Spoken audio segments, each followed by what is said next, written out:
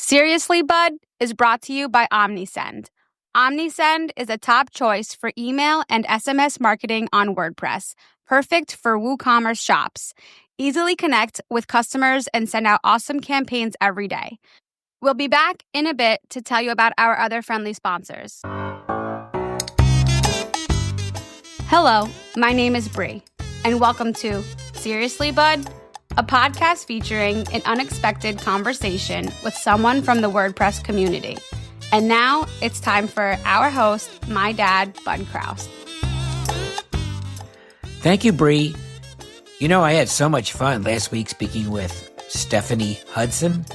I thought I'd do this all over again. Now I'll be back at the end to give you my thoughts about this week's episode. It's number 56, so here we go. Nick Diego, welcome to Seriously, Bud.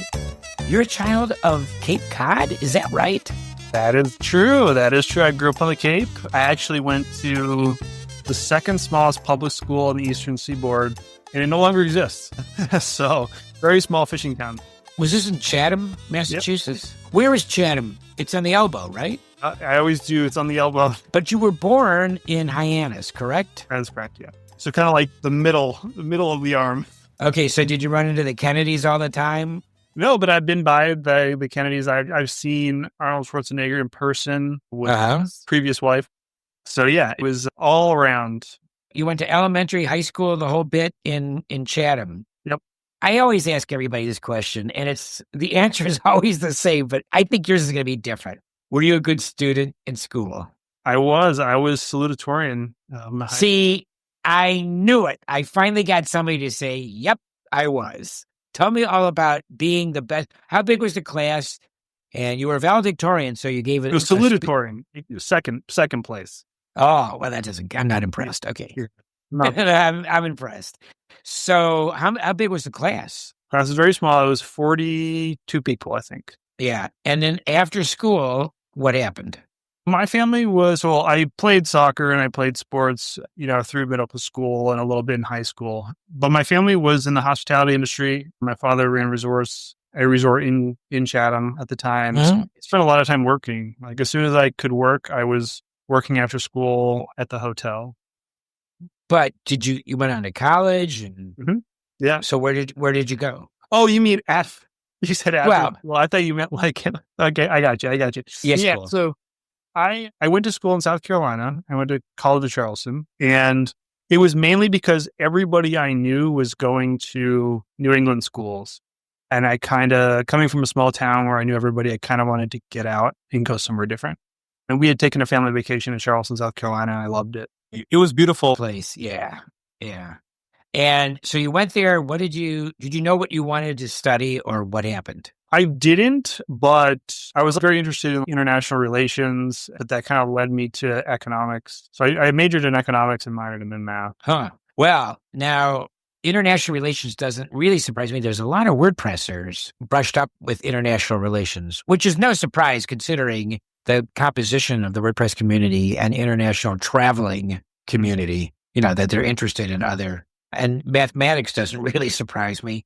But now Charleston's, just a fabulous, one of my favorite small cities in America. But after school, then what happened? As I was going through undergraduate in doing economics, I was very interested in pursuing and becoming like a professor and getting my PhD. And I found out halfway through that I needed a lot more math than the normal getting your degree in economics would require. Right. So I pivoted halfway through to get a minor in math. And then I got into University of Pittsburgh for my PhD program. And at the same time, my wife, because I met my wife in undergrad and she was going to medical school. So she went to medical school. I went to my PhD program. And halfway through, I realized that so much of academia is research. And I wanted to teach. I wanted to be a professor and do all that. You are a teacher now. It's true. Well, that's obvious. Yeah. So much. To me, it is. Yeah. Thank you. Well, so much of academia is research and they don't even care about teaching. It's like getting grant money and it's just all this stuff, which I just wasn't interested in. My wife and I were in separate cities. She was in Cincinnati. I was in Pittsburgh. And so I decided to just finish up with my master's and then move to Cincinnati. So you moved to Cincinnati. She was going to medical school there. Mm-hmm. And then how did you guys end up in Minneapolis? Hey there. We'll get back to the show in just a moment. Seriously, Bud is made possible by Big Scoots. When it comes to WordPress hosting, there is no reason to compromise on service from your provider. Expect more. With 24/7, 365 live experts, Big Scoots redefines managed WordPress hosting service levels for clients, partners, and agencies. Learn more by visiting www.bigscoots.com and chat with a team member now. And by OS Training. We're thrilled to be supporting Bud's podcast and sponsor his exciting first ebook, Questions I Wish I Had Asked. This book gives Bud one last chance to ask a few of his guests the question that slipped away. Whether you're just starting out or already a pro, our courses and books cover everything from WordPress and Drupal to JavaScript and React. Join the OS Training community and start building the future today. Visit ostraining.com to learn more. And finally, by the WP.world, a great way to see who's in the WP world and what they are up to. Find out at the WP.world. That's right, it's the WP.world. And let others know what you're up to, too. Now, let's get back to the show. Oh man, it's a long road. So anyway, Go ahead. We have all day. So Go. I alluded to earlier, my family was in the hospitality industry. Right. And so when I moved to Cincinnati, I didn't have a job. And so I got a job working at the resort my father ran, doing marketing. And it was remote, and you can do marketing remotely. That turned into 9 years. Because my wife went through undergrad, went to medical school, went to residency, the whole thing, by having a remote job, which was pretty rare at the time. Like, there's so many remote jobs now, but back then there really weren't. And so I was doing marketing, and I became director of marketing and revenue management and all sorts of things. So yeah, hospitality, resort business was my life for a long time while my wife was going through med school. I had no idea. Now, you'll have to tell me a little bit about how you got to Minneapolis, but I know one thing. You don't have any kids, the two of you. We do not. Any plans? Potentially, yeah. It's funny because my wife finished her fellowship 2.5 years ago. And I we'll get into it, but I dived into the world of WordPress around similar time. Right. So even though we're relatively older, it kind of feels like we're just like starting our careers in many ways. You are. So it's been put on the back burner for sure. Right. Because you guys you're my son's age. And speaking of, you were born about the same time. Magic, just like he is. Magic, the Gathering collection. Yes. Yep. Started playing when I was in middle school, and it just kept on going. Now, we have another WordPresser that I interviewed. I don't remember who it is. Maybe my wife will remember because she's painfully listened to all of my episodes. And it's really funny. She will remember, why don't you contact so? Hey, it's really funny. She knows the people, even though she doesn't know a lot of them personally. Yeah. So how'd you get into the magic? Do you have cards and sell cards and all that kind of stuff? I have an absurdly large collection that is. Well, he does too. Yeah, I mean, it was one of those things where I have two brothers, and we just kind of played as kids. And then it was kind of something to do whenever we got together on holidays and, that sort of thing. And it just became one of those things where it just is like this hobby that doesn't really take up much space. I mean, they're just cards. It's not like guitars or something. And I just can't believe the game is still going strong. I mean, it's probably the strongest it's ever been. And it's been I think that the game's around for over 30 years. So it's pretty remarkable that this hobby that I had as a kid can still continue today. Well, that is amazing. Now, and the other thing is, for the uninitiated, and I have to confess, I'm sort of one of those. What is the thing about the game? What is the principle of the game? If you're familiar with just like a normal cards, like they're just playing cards, you're against an opponent and you're just trying to, use your cards to compete against your opponent. So it's a game that probably can last anywhere from, 10 to 15 minutes. So it's nicely self-contained. The thing about Magic is that there's like 30,000 unique cards. So there's this breadth of diversity in the game where if you like a certain type of card, you can play those. Right. It provides a lot of flexibility and a lot of personalization. And these cards have numeric value, I assume. That is Yes. primarily why I'm still interested in it. Okay.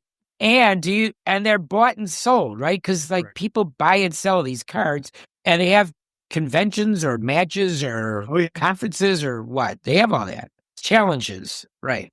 I was at an event last year in Pittsburgh, actually. They're cardboard, right? They're pieces of cardboard. Sure, I know. A guy casually buying an $80,000 piece of cardboard. And it's... Yeah, well, it's what you value. It's what has value to people. Do you play this? Is it all played in reality and not online? You can play online, but I'm too old for that. If I'm going to play in person with paper. I think he played online for a while. You'd think I would know more, but, I'll have to ask him. Yeah. Speaking of guitars, which you just did a second ago, do you play any instruments? I do not. My family was never terribly musical. So my parents weren't. So we were never really introduced to it. I played a lot more sports. I wasn't participating in a band or anything like that. So sports. Now, I know you said soccer. Did you play anything else? Did you play baseball? Football? Yeah, I played baseball. I played baseball and soccer. Those are my two main sports. Do you play anything now? No, I just cycle, but it's just a casual hobby. What kind of doctor is your wife? My wife is a neonatal physician, so it takes care of preemies, premature babies, and she also does global health. So she's in Africa probably about 4 months a year. Yeah, do you ever go? You don't go with her at all, do you? I have not, no. Any interest in going to Africa? Yeah, absolutely. Actually, it's funny you mentioned that because there's a WordPress meetup in Uganda that was the first time I had a rest, and I could love to go this year if possible. So... Yeah. Okay, now speaking of WordPress, this is the time we get to talk a minute. Now, I always say for the uninitiated, because there are people that listen to the show that are not WordPress people. WordPress is software that lets you make websites, and it's all kinds of websites, from the smallest little blogging website to a huge enterprise, with millions of pages. That's WordPress. And Nick, tell us what you do, because Nick's really an important guy when it comes to WordPress. Seriously, bud? So I want to provide a little bit of background because I think that this is important. So when I was still doing hospitality, I managed the website for the hotel. And so that kind of got me into trying to learn about web development. WordPress. Now, hold on. Before you go on, give me a year. Give me a time frame here. 2013. Okay. 2012 Okay. or 13. All right. WordPress was by far the most accessible way to learn about web development. There was a community. There were resources. There was also... It was open source, all that stuff. So that's how I kind of got introduced to it. And I started building my first introduction was building plugins. So I started launched my first little plugin. Now, hold on. A plugin is software that extends what WordPress does by default. It's sort of like an app is to a cell phone. Absolutely. And so the first thing I built was, like you said, it's this little tiny piece of add-on that allowed people to display content in a different way. Right. Fast forward many years of many plugins later, I am now, it's called developer relations, but the goal is we are working with community members and other developers and helping them with WordPress and functionality, and then taking their feedback back to WordPress and products, try to improve that as well. So it's a bit of education, a bit of supporting product development, and writing documentation, that sort of thing. So would you work with businesses that create plugins and WordPress services and sort of like a layer between those guys and, let's say, a different team at Automattic, which is the company that you work for? Absolutely. So if you were trying to, I don't know, integrate, you build a service for WordPress and you're struggling with how do I integrate that with WordPress, we'd help and educate there. But if there was something that you needed something that didn't exist, we could then advocate to the product team to say, hey, we have a bunch of customers that are looking for this thing, or how we can build it. Oh, you are the perfect person to do this. You are made for this. How long have you been doing this? I've been doing this, I guess, 4 years now. So really? You've been at Automattic for 4 years? Not at Automattic for 4 years. Yeah, right. I was previously at WP Engine, and so in this similar... right. And so... yeah, so in total about 4 years. I know this is kind of a crazy question, and you're not going to tell me everything here, but where are you headed? Where are you going? I mean, you're not going to be at Automattic for the rest of your life. You're a kid. I think it's a very interesting question, and one that I have thought about a lot. And I think that it's also interesting today with AI. I mean, it seems weird to mention, but it's changing everything. And I think that developer relations, this kind of interesting role, I think doesn't matter what the technology is, whether it's WordPress, whether we're in 5 years it's something else, or maybe it's WordPress, but it looks very different. That role of interfacing with the customers or the users and then taking that feedback back to the people building the product, that role really always will exist and should exist. And I love that role. I'm sure you do. That's, like I said, perfect for you. Yeah. Well, yeah, you don't know, but as you said, AI is changing everything every day, constantly. Yeah. And it's very hard to keep up, although you have done that. Now, you mentioned before you have 2 brothers. Is that right? And you're in the middle? I'm the oldest. You're the oldest. Okay, so what do your 2 bros do? My middle brother, he lives in Vermont. Mm-hmm. He works for the state government doing agricultural, I should know his title and I don't. But basically making sure for like food safety for the state of Vermont. And my younger brother, who's by far the more interesting of the 3, he's a florist and he actually lives in Charleston, South Carolina. And so he works for a company and they do massive weddings, huge, $250,000 weddings. Is it his company or he works for a company that does this? It's not his company, but he's kind of in charge of all like the implementation of their, setting up for all the weddings. So he's kind of has a high position in the company. So when you say $250,000 weddings, is that sort of like the minimum entry level price for a wedding that they get involved with? That's not the minimum, but in Charleston, South Carolina, it's a very high concentration of wealth. And so a lot of the weddings that happen down there are considerable. Have you ever been to one of those $250,000 weddings? Yes. So actually, when I was an undergrad in Charleston, right. I was actually worked for a temp service where I was serving at many of those weddings. You go and serve at the wedding. And how many people, what were you serving? Oh, I don't know. Everything you can imagine. Yeah. But you didn't go as a guest. Oh, absolutely not. No. Oh, come on. I even went to one of those in Beverly Hills. Oh, nice. It was unbelievable. Now, the ending of the story is after 4 months, they got divorced. As a relative as an uncle on Arlene's, my wife's side, said, and this was the grandfather of the groom. He said to me, well, at least we got a good wedding out of it. Yeah. Well, we did. We had one hell of a party. Because when you're blowing $250,000 at a wedding, you get everything. The live band, the food, the venue. I mean, it's crazy. So, I mean, it's worth flying across the country for something like that. So, for sure. So what about now? Why do you get up 5:30 in the morning? Where are you going? You could get up at 6, can't you? I could. So when my wife was in med school, we get up very early, and we have right. animals, and so now they're just trained that 5:30 or 5:30 is the time that we get up, and we're early risers. We go to bed early at night, so we've kind of just adapted to that. Do you guys? What do you do together? Do you? A lot of people watch television together. That's true. What do you see? I don't watch anything. Okay. But that's partly because of my vision. I'm just not interested in TV. I'm interested in like radio, but not as much TV. And I don't know any shows. Like the last show I watched was All in the Family, like 50 years ago. I don't know. That's not true. But what do you guys, is there like a hot thing that you're watching now? Oh, just the common things that people might say like Severance and White Lotus and these shows that have become popular. Yeah, White Lotus I watched. Yeah, believe it or not. Yeah, because I actually stumbled on it and they did a show from, I forgot, somewhere in Sicily that was like just caught my attention because I'd been there. So speaking of travel, I know now you told me before we got on that you were in Manila where you were a speaker at WordCamp Asia. Congratulations. That's a high honor. Where have you been that, you could tell us about? Because you've probably been all over the place.